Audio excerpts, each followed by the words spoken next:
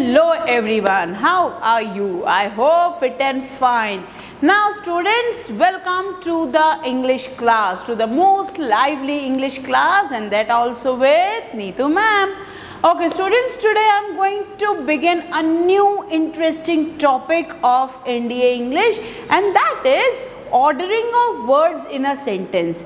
Now mind this is a compulsory question in the NDA exam, and it has 5 to 10 questions in that, in which you can score 40 marks in the English paper, because each question carries 4 marks. So 10 questions अगर ordering of words पे आ रहे हैं बेटा, तो you will be having 40 marks in your command from the 200 marks paper. To get ready for the new topic, that is ordering of words in a sentence. Now just a basic introduction of ordering of words. ये ordering of words होता क्या है बेटा? आपने बचपन में jumbled words वाला question किया है इंग्लिश में. आपको एक सेंटेंस मिलता था एग्जाम में जिसके सारे सेंटेंस को, सारे वर्ड्स को जम्बल्ड कर देते थे, सारे वर्ड्स को मिक्स कर देते थे. अब आपको उस जम्बल्ड वर्ड्स को सेंटेंस में एक प्रॉपर सीक्वेंस में फ्रेम करना है to give a meaningful sentence. किया है आपने? बस वही चीज यहाँ पर होगी ऑर्डरिंग ऑफ वर्ड्स में. आपको सारे वर्ड्स को, जम्बल्ड वर्ड्स को एक सेंटेंस के सीक्वेंस में फ्रेम करना है, और उस सीक्वेंस को, सेंटेंस को लिखना नहीं है. There will be 4 options for the right sequence. आपको बस बेस्ट ऑप्शन चूज करना है. अब ये सीक्वेंस ऑफ वर्ड्स आएगा कहाँ से? याद है मैंने आपको बेसिक कॉन्सेप्ट्स कराए थे. नाउन क्या होता है, वर्ब क्या होता है, प्रोनाउन क्या होता है, एडवर्ब क्या होता है, बस उसी बेसिक कॉन्सेप्ट के ऊपर. तब भी मैंने आपको बोला था ये बेसिक कॉन्सेप्ट बहुत इंपॉर्टेंट है बेटा. अगर बेसिक कॉन्सेप्ट समझ गए तो एनडीए इंग्लिश के मेजर कॉन्सेप्ट आप समझ गए.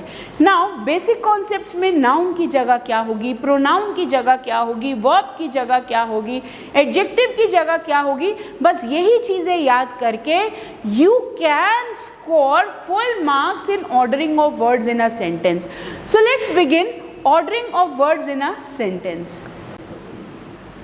So students, let's begin ordering of words in a sentence so that you can understand step by step कि कैसे आप jumbled words को एक sentence के form में frame कर सकते हैं. तो let's begin. Now basic is compare the two sentences. Question start करने से पहले एक basic idea कि sentence का sequence होता क्या है, उससे पहले let me tell you sentence का sequence होता है subject, verb, object. Clear? अब compare these two sentence. English is an easy language. Clear? अब ये देखो, language English is an easy. क्या ये correct है? दोनों sentences में से सही sentence कौन सा है? आपको समझ में आ रहा है basics. This one is the correct sentence. क्यों correct sentence है? जब भी हम सेंटेंस बिगिन करते हैं तो सब्जेक्ट से बिगिन करते हैं. सब्जेक्ट वो होता है जिसके बारे में बात हो रही है, जो डूअर है, जो करता है, जिसके बारे में आगे बात और एक्शन होगा. अब सब्जेक्ट की जगह पर या तो नाउन आएगा या प्रोनाउन आएगा, ये आपको पता है. सब्जेक्ट के बाद आता है verb. Verb can be helping verb और the main verb, but verb हमेशा और हमेशा सब्जेक्ट के बाद आएगा, ये याद रखना. इसमें देखो यहाँ वर्ब है, is a helping verb. Helping verb है इज, आपको पता है, तो इज हेल्पिंग वर्ब है जो सब्जेक्ट के बाद आया है. अब यहाँ देखो लैंग्वेज के बाद इंग्लिश आ गया. Language English is an easy. क्या हम ऐसा कर सकते हैं? No. Now English is an easy language. Language again object है, और ऑब्जेक्ट की जगह पर भी क्या आता है बेटा? ऑब्जेक्ट की जगह पर भी हमेशा और हमेशा या तो नाउन आएगा या प्रोनाउन आएगा. अब लैंग्वेज नाउन है तो ऑब्जेक्ट की जगह नाउन, ठीक है. अब ये इजी क्या है? इजी है एडजेक्टिव. एडजेक्टिव हमेशा और हमेशा नाउन के पहले आता है, याद रखना. Articles and adjectives they are placed before noun. ये ट्रिक याद रखना ऑर्डरिंग ऑफ वर्ड्स करने से पहले, कि जब भी आर्टिकल्स लगेंगे या एडजेक्टिव लगेंगे वो सिर्फ और सिर्फ नाउन से पहले लगेंगे. सेंटेंस में उनकी जगह नाउन के पहले होगी। So now we conclude from these two sentences कि this is the correct sentence. समझ में आ गया? अब देखो आगे और। Now, I am cleaning the house. Some more example of the basic sentence construction. अब अगर मैं ये सब्जेक्ट देख रही हूँ, I क्या है? ये सब्जेक्ट है, यहाँ मेंशन है। I है यहाँ पे प्रोनाउन। I क्या है? Pronoun. Am cleaning. Am cleaning क्या है यहाँ पर? Am cleaning है वर्ब। The house क्या है यहाँ पर? The house है ऑब्जेक्ट, जो कि हाउस क्या है? नाउन। अब एक और चीज जो मैंने आपको बताई उसको चेक करिए। मैंने अभी आपको बताया कि आर्टिकल्स सिर्फ और सिर्फ नाउन के पहले लगेंगे। क्लियर? अब द क्या है? Definite article. कहाँ लगा है? नाउन के पहले। तो क्लियर हो गया ये रूल? ये सेंटेंस का सीक्वेंस ठीक है? Subject plus verb plus object, that means it is a correct sequence, meaningful sentence. Now see this, he loves the cold breeze. Now see, he क्या है? सब्जेक्ट। he यहाँ पर सब्जेक्ट है और सब्जेक्ट की जगह पर भी क्या यूज है? प्रोनाउन। सब्जेक्ट की जगह पर भी प्रोनाउन यूज है। loves क्या है? वर्ब।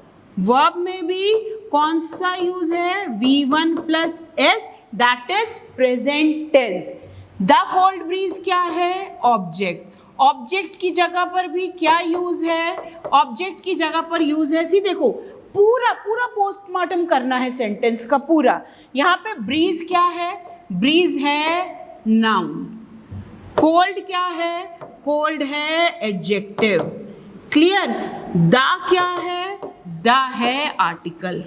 अब जैसा कि मैंने आपको बताया कि आर्टिकल और एडजेक्टिव सिर्फ और सिर्फ नाउन के पहले ही लगेंगे। ब्रीज मतलब हवा, कोल्ड मतलब ठंडी, तो हवा कैसी है? ठंडी। एडजेक्टिव्स क्या होते हैं? जो क्वालिटी होते हैं, तो हवा की क्वालिटी कैसी है? हवा ठंडी है। द कोल्ड ब्रीज, ठंडी हवा, तो he loves the cold breeze. तो we concluded adjectives and articles are always and always placed before noun.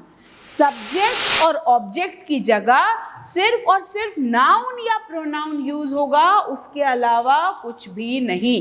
Clear है यहाँ तक? नाउ सी, अभी हमने देखा एक बेसिक सेंटेंस कंस्ट्रक्शन का फॉर्मूला। अगर सेंटेंस थोड़ा सा लेंदी है, थोड़ा सा कॉम्प्लिकेटेड है, तो उसमें अगर एडवर्ब लगे हैं तो याद रखना एडवर्ब ऑफ प्लेस या एडवर्ब ऑफ टाइम हमेशा एंडिंग में लगते हैं, बट समटाइम्स आप एडवर्ब ऑफ टाइम बिगिनिंग में लगा सकते हो, पर एडवर्ब ऑफ प्लेस हमेशा और हमेशा एंडिंग में ही लगेगा, ये याद रखना। ये बेसिक फॉर्मूला वैसे का वैसे ही है, सब्जेक्ट वर्ब ऑब्जेक्ट। और अगर सेंटेंस में किसी जगह की बात हो रही है, कहीं जाने की बात हो रही है, जगह की बात हो रही है, प्लेस की बात हो रही है, तो वो हमेशा और हमेशा एंडिंग में लगेगा। एडवर्ब ऑफ टाइम बिगिनिंग में भी लगता है और एंडिंग में भी लगता है। Clear? Say this sentence, he meets George. He क्या है इसमें? ही सब्जेक्ट है, मीट्स क्या है? वर्ब है, जॉर्ज क्या है? ऑब्जेक्ट। ही मीट्स जॉर्ज। अब कहाँ मिला? At the park. जगह की बात हो रही है, एक प्लेस की बात हो रही है, तो जब भी जगह की बात होगी वो ऑब्जेक्ट के बाद। क्लियर? At the park. कब मिला? एवरी डे, हमेशा या हर दिन वो जॉर्ज से पार्क में मिलता है। अब एवरी डे को आप यहाँ पे भी रख सकते हो, नो इश्यू। अगर आप इस सेंटेंस को ऐसा लिखोगे, सी, अगर एवरी डे आप यहाँ लिखोगे every day he meets George at the park, तो भी सेंटेंस करेक्ट है। तो एडवर्ब ऑफ प्लेस सेंटेंस के, एडवर्ब ऑफ टाइम सेंटेंस के बिगिनिंग में भी आते हैं और एंडिंग में भी आते हैं, पर एडवर्ब ऑफ प्लेस हमेशा और हमेशा सेंटेंस के एंडिंग में आएंगे। याद रहेगा ये? Okay, check out the next. Now, word order refers to the way words are arranged in the sentence. जब भी कोई सेंटेंस बनता है, उस सेंटेंस का वर्ड ऑर्डर ये बताता है कि सेंटेंस क्या मीनिंग बताने जा रहा है, सेंटेंस क्या मीनिंग कन्वे करना जा रहा है। और अगर उन वर्ड्स के ऑर्डर को शफल कर दिया गया, उन वर्ड के ऑर्डर्स को मिक्स कर दिया गया, तो मीनिंग चेंज हो सकता है। सेंटेंस अपना एक्चुअल मीनिंग कन्वे नहीं करेगा, उसका मीनिंग ही चेंज हो जाएगा अगर हमने उस ऑर्डर को शफल कर दिया। इसका एग्जाम्पल यहाँ देखिए। Now the standard word order in English. अब ये आपका स्टैंडर्ड वर्ड ऑर्डर है, ये मैंने आपको सिखा दिया है। और अगर इस सीक्वेंस को डिस्टर्ब कर दिया जाएगा तो सेंटेंस का एक्चुअल मीनिंग डिस्टर्ब हो जाता है। क्लियर? कैसे होगा? Let's have an example. See now सबसे पहले ये समझिए कि जो हमने सब्जेक्ट वर्ब ऑब्जेक्ट, ये होते क्या हैं। सब्जेक्ट मैंने आपको पहले भी बताया है, टिपिकली अ नाउन और प्रोनाउन। तो सब्जेक्ट की जगह कुछ यूज होगा तो वो यूज होगा या तो नाउन या प्रोनाउन, इसकी जगह कुछ भी नहीं। अब नाउन क्या होता है बेटा?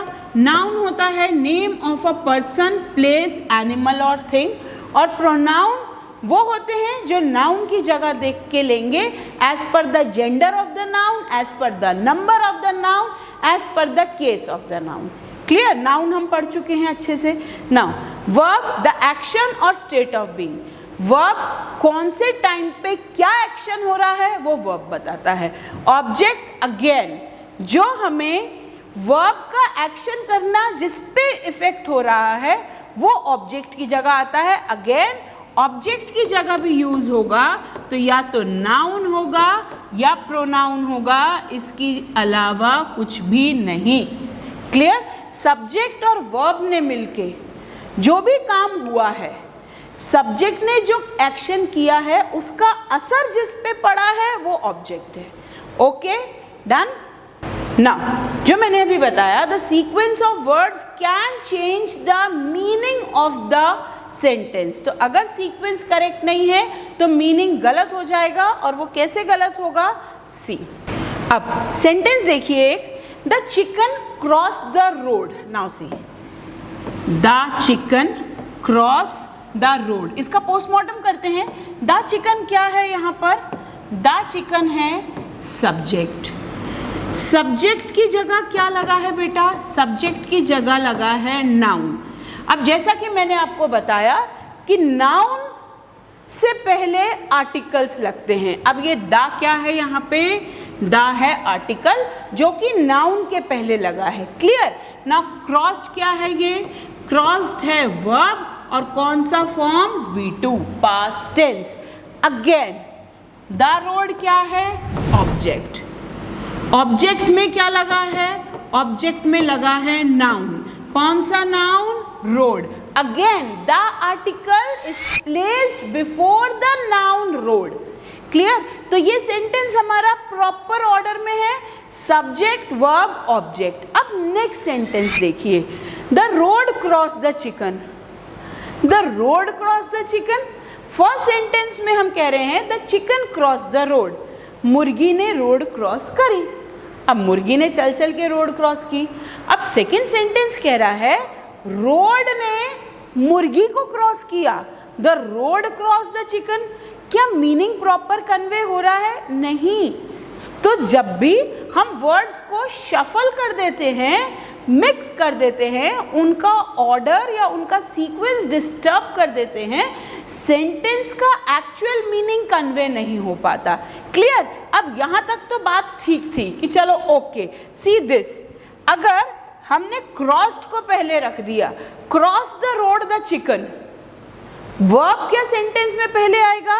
क्रॉस्ड क्या है? वर्ब। क्या हम सेंटेंस को वर्ब से स्टार्ट कर सकते हैं? हम सेंटेंस को वर्ब से तभी स्टार्ट कर सकते हैं जब सेंटेंस इंपीरेटिव सेंटेंस होता है, जब सेंटेंस कोई ऑर्डर होता है, जब सेंटेंस कोई कमांड होता है या रिक्वेस्ट होता है। ब्रिंग दैट बुक प्लीज, ये क्या है? रिक्वेस्ट। तो मैंने सेंटेंस कहाँ से स्टार्ट किया? ब्रिंग। तो ब्रिंग वर्ब है, तो सेंटेंस अगर वर्ब से स्टार्ट हो रहा है तो वो इंपीरेटिव सेंटेंस है। Sit down, come here, go there, ये सब क्या है? Imperative sentences. ऐसे डिक्लेरेटिव सेंटेंस या स्टेटमेंट में कभी भी सेंटेंस वर्ब से स्टार्ट नहीं होगा, क्योंकि अगर ऐसा होगा तो उसका एक्चुअल मीनिंग कन्वे नहीं हो पाएगा। क्लियर? ये समझ में आ गया आपको? Now check out this example beta and you will yourself be able to check out the correct sentence. See, choose the correct word order for the group of words below. Check out first one. Dropped the boy the ball. Dropped the boy the ball. यहाँ पे dropped क्या है? Dropped है verb. अब ये दोनों noun हैं।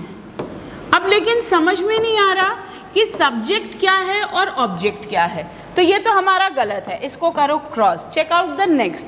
The boy dropped the ball. Boy क्या है यहाँ पर? Noun. Dropped verb, ball noun. Again the article लगा है नाउन के पहले। Now this is subject, this is verb, this is object. Object वो होता है जिस पर सब्जेक्ट के द्वारा किए गए एक्शन का असर पड़ता है। लड़के ने बॉल गिरा दी। किसको गिराया? बॉल को। किसने गिराया? लड़के ने। तो जो काम करता है वो सब्जेक्ट, जो काम हुआ है वो वर्ब, जो काम सब्जेक्ट कर रहा है वो किस पर असर कर रहा है? वो object. So this is the correct order, ये राइट है। See this, the ball drop the boy. तो क्या बॉल ने लड़के को गिरा दिया? ऐसा हो सकता है? नहीं। दैट मीन्स नो मैटर, ये भी नाउन है और ये भी नाउन है। नाउन सब्जेक्ट की जगह भी आ सकता है और ऑब्जेक्ट की जगह भी आ सकता है, ये आपको पता है। पर आपको ये देखना है कि अगर हम ये सब्जेक्ट बिगिनिंग में रख रहे हैं, इसको कर्ता बना रहे हैं, इसको डूअर बना रहे हैं और ये एक्शन करेगा, तो क्या इस एक्शन का असर इस ऑब्जेक्ट पे प्रॉपर आएगा? क्या उसका मीनिंग कन्वे होगा?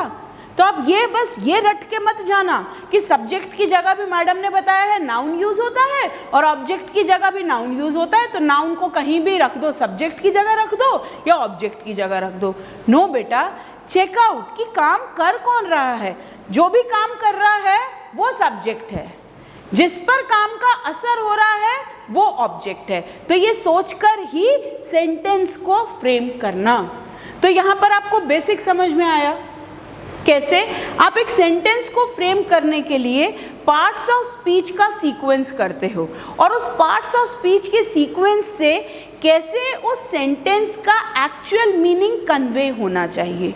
तो इसी रूल्स पे we will do some more sentences based on ordering of words as my strategy. First of all we will do some simple sentences, ताकि आपको ट्रिक समझ में आ जाए, ताकि आपको एक एक्चुअल कमांड आ जाए सेंटेंस को सीक्वेंस में लाने की। Then we will do the difficult level और उसके बाद question from the last year papers. Done? तो all this for today and this is the basic concept of ordering of words. ये समझ गए तो आगे आने वाले कॉन्सेप्ट ऑर्डरिंग ऑफ वर्ड्स बिल्कुल ईजी हो जाएंगे, आने वाले क्वेश्चन बिल्कुल ईजी हो जाएंगे। And mind this is a very scoring topic to score maximum marks in English exam. So on this note, I, Professor Neetu Ghai, says you bye. Have a nice day. Thank you.